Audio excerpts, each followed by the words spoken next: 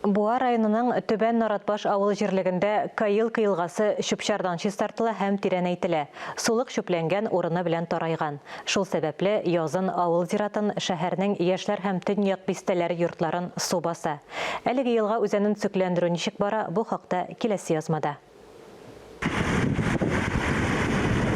Кайыл кыйылгасы Әхмәт электромеханика заводы бистәсендә башлана. Төбән Наратбаш һәм Бикмурас авыллары яныннан үтә. Ул исемсез елга кушылдыгы булып тора. Сулыкны чистартуга 2 бульдозер һәм экскаватор җәлеп ителгән. 6 километрлы шамасы эшләнде мөмкингә. Дальнейшем инде безнең монда басып торган җирдән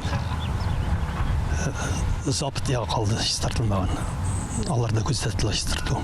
Кайыл кыйылгасын чистарту һәм тирәнәйтү эшләре кышын, февраль айында ук башланган. Яшьлек спорт комплексы тирәсендә ул инде төгәлләнү этабында. Митсельхоз программасы буенча без анда 2 күпер төзегәнек.